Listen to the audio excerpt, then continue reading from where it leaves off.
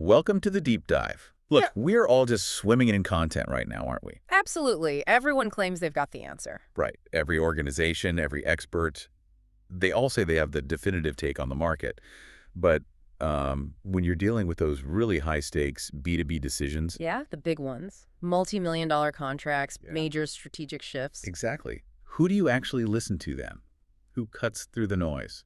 Well, the answer, according to the research we've looked at, seems pretty clear. The people you actually listen to, they're the ones who've earned your trust. Ah, okay. I mean, the fundamental truth, especially in B2B marketing, is that trust drives conversion. It really does. And thought leadership, when it's done right, is probably the clearest signal you can send that your organization has real expertise, Yeah. real credibility. Okay, so our mission today is a deep dive into, well, the mechanics of this specific kind of high-stakes content. We really need to unpack how this insight-driven stuff actually influences decision makers, how it shapes the perception of a brand, and maybe most importantly, How it opens doors. exactly, how it opens up completely new commercial opportunities. We're trying to move past just, fluffy brand awareness. Right. Into something measurable, real behavioral impact. Okay, let's unpack this. So what really jumps out right away in the data is just the sheer size of this trust advantage. We're not talking about content that executives are just like skimming passively. No. They're actually relying on it, using it to make pretty critical decisions. And they treat it differently, don't they? Different from everything else they might get from a potential vendor. Totally different. Get this. Nearly 3 out of 4 executives say they trust thought leadership content more than traditional marketing material. Wow, 3 out of 4. That's huge. It is. That percentage alone feels like a strategic weapon, really. Because it tells you they see your insights as serious intelligence, unbiased maybe, not just sales fluff in disguise. Absolutely. And think about the sort of psychological need this meets when executives are facing these really complex, ambiguous challenges. Things like predicting regulatory changes or navigating some big tech disruption. The stuff that keeps them up at night. Exactly. They are desperately looking for credible clarity from outside their own bubble. So if you can be the one providing that clarity, Yeah. well, that translates directly into a more positive view of your brand. Our sources point out that 70% of decision makers actually view organizations more positively if they consistently put out high-quality thought leadership. 70% is a strong number for perception. It is, but like you said, that's still just perception. Let's get to the action, the behavior change. Give us the hard numbers. The ones that show this content actually moves the needle. Okay, yeah, the numbers here are really compelling. 75%. 3/4 of decision makers say that good thought leadership has actually convinced them to explore a product or service they weren't even considering initially. Hold on, 75%. 75. That's kind of extraordinary. It means they might have started the week thinking, okay, we've got our path sorted. Then they read one piece of really insightful content, and it fundamentally changed their purchasing intent based on the insight itself, not like a discount code or a slick pitch deck. Precisely. The content managed to break through their existing assumptions. Their confirmation bias, maybe? Okay. And if you connect that to the bigger picture, market expansion, the data gets even more interesting. 60% of these executives also said that thought leadership helped them spot a previously unrecognized opportunity or a risk they hadn't seen coming. See, that's the real strategic difference, isn't it? I could think so. It's not just about winning the deal that's already on the table. It's about defining the whole playing field for the buyer before the game even starts. You're opening their eyes to a new problem, maybe one they didn't even know they had. Which, conveniently, your company is uniquely positioned to solve. Exactly. You're essentially helping them define their world, their challenges. And that definition then places your solution right at the center of that new reality. It completely changes the dynamic of the sales conversation later on. Okay, and this clearly requires some dedicated focus from the buyer side.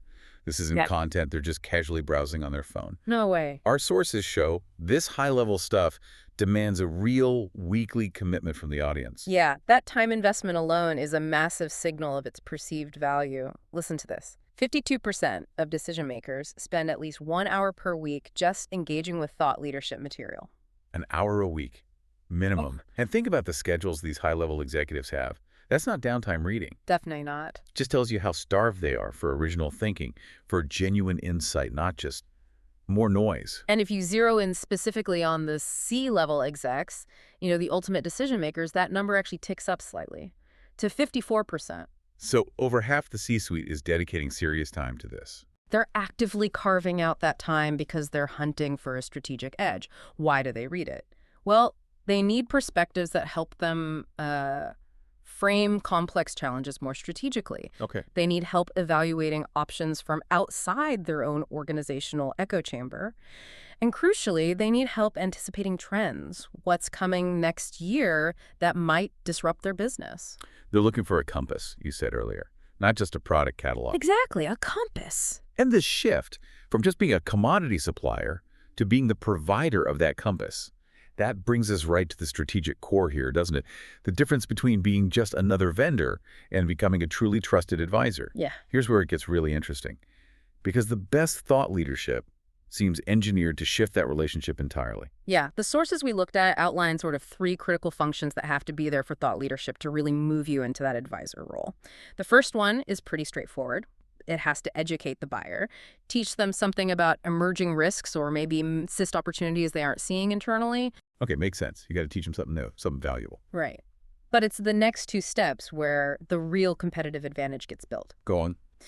So the second function is that the content has to frame the problem in a very specific way, a way that naturally aligns with the seller's particular expertise. Strategic pre-selling. I like that. That's basically what it is. That's powerful because you're not just reacting to how the market defines the problem. You're proactively setting the parameters yourself so that your specific solution becomes the obvious, logical answer. Can you maybe give us a quick example? How might a company actually do that kind of framing? Sure. Okay, imagine a company in complex manufacturing. A typical vendor might just market its efficiency software, right? Features and benefits. Standard stuff. Standard stuff. But a true thought leader in that space, they might publish a big, in-depth report defining this looming systemic risk they call supply chain opacity across the whole industry. They'd use data, maybe some new frameworks, to connect seemingly minor delays to major shareholder value risk. They make this previously ignored issue feel almost existential. So they basically defined a dangerous, unmapped territory on the business landscape. Exactly. And wouldn't you know it, the company doing the framing just happens to sell the only specialized software designed to bring that kind of high-level granular visibility. They offer the only reliable map for this new territory they've just revealed. Which makes the third function pretty much inevitable then, right? It really does. The third function is simply that this whole act, educating the buyer, then strategically framing the problem, it positions the company as that trusted advisor. You're not just another vendor responding to an RFP anymore. You become the expert who saw the crisis coming, who provided the framework to understand it, long before procurement even started thinking about bids. Okay, so let's summarize that distinction. Traditional marketing sells the car here. Are the features, the mileage, the comfortable seats. Yep. Thought leadership, though. It sells the new map. The guide for navigating a dangerous, previously unmapped territory. It focuses on insights, frameworks, and foresight. Well put. But this brings up an internal debate, I bet. What style of map works best? Yeah, there's definitely a tension there in the content world. We see it in the sources. Yeah. Should you go for those bold, maybe contrarian takes that grab immediate attention? Those that go viral, maybe? Potentially. Or is it better to stick with more balanced, in-depth analysis that builds authority and trust over the long haul? The contrarian approach feels tempting, doesn't it? Yeah. Great for shares, gets people talking. It does, but there's a pretty serious risk-reward calculation there. Provocative content grabs headlines, sure.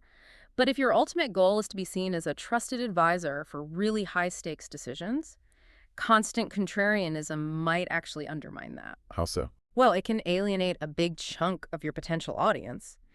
Or worse, it might feel like you're oversimplifying a necessarily complex issue just to get a click. You risk looking less serious. Okay, so you get eyeballs, but maybe at the cost of genuine authority. Exactly. Whereas that balanced authoritative content, yeah, it might take longer to gain traction. It might not be flashy, but it steadily builds that structural authority over time. It reinforces the idea that you're the steady hand, the objective source of truth they can rely on. Makes sense. And that more patient strategy leads us directly into the fundamental market reality that all B2B content needs to grapple with.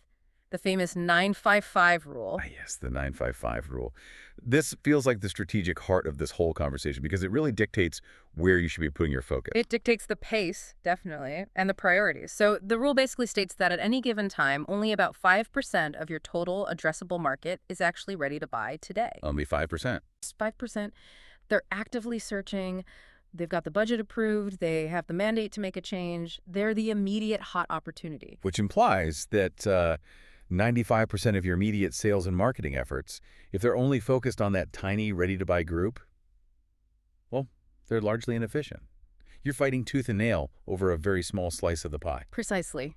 The other 95%, they're your future buyers. No. They might be aware of the challenges you address, sure, but they aren't budgeted for it right now, or they don't have the mandate yet, or they're just not actively looking for a solution today. Okay. They're the ones who need to be nurtured over time. And if your entire content strategy is just product features and demo requests, you're basically ignoring that massive 95% group. You're only talking to the 5%. So, okay, well, let's say I'm running a smaller firm, maybe limited resources. How do I actually tailor content differently for that huge 95% audience? What are they looking for compared to the 5% who are ready to buy now? It's a different mindset. The 5%, they're probably looking for product comparisons, pricing guides, ROI calculators, things that help them make an imminent purchase decision. It's tactical. Right, bottom of the funnel stuff. Exactly. The 95%, though, they need those bigger picture frameworks we talked about earlier. They need the deep, balanced analysis on emerging trends, on regulatory shifts, on long-term strategic risks. Honestly, they need content that helps them look smart and informed in their next internal strategy meeting. Okay. That makes thought leadership the critical bridge then. Keeps your brand sort of gently top of mind, building that quiet credibility with all those future buyers who aren't quite ready yet. That's the goal, to become the trusted default choice in their minds, so that when someone in that 95% group does eventually transition into the ready-to-buy 5% cohort, maybe it's 6 months later, maybe a year later when the budget finally comes through, you don't even end up on the standard vendor list. You bypass it. Ideally, you get invited directly to the strategy discussion because, in their eyes, you've already been acting as their informal advisor for the past year through your content. The lesson there seems crystal clear. If you're pouring all your energy into just chasing that 5%, you're basically fighting for scraps. You really are. You have to play the longer game. Build the relationships to capture the other 95% when they're ready. Okay, so we've seen the evidence. This kind of content earns deep trust. It commands dedicated weekly time from C-level execs. Yep, an hour plus. It actually changes purchasing intent for a staggering 75% of them. An incredible number. And helps 60% spot opportunities or risks they completely missed. Yeah. So what does this all mean? For the person, actually trying to create this kind of content, what's the takeaway? I think it means that the most powerful thought leadership, Yeah. it isn't really about being flashy or chasing the latest trends or crafting clever clickbait. It's about being profoundly, deeply useful. Yeah. It must reveal blind spots that exist in the market. It needs to challenge core assumptions that maybe executives hold a little too tightly. And it has to offer real clarity, practical strategic frameworks, especially when things feel uncertain or change is accelerating. Authority isn't just given to you. You have to earn it. Earn it through intellectual rigor and genuine helpfulness. And what we've really learned from the sources today is that building that authority, well, it's a long game. It's built on consistency, on substance. Absolutely. So if trust is the real currency in the B2B world, Which it is. then thought leadership is arguably the most effective way you earn that currency and how you ultimately capture the future market, not just today's slice. Well said. Which leaves the final question for you, the listener. Is your content strategy just reacting to the market you have today? Or is it actively defining the market you want to own tomorrow?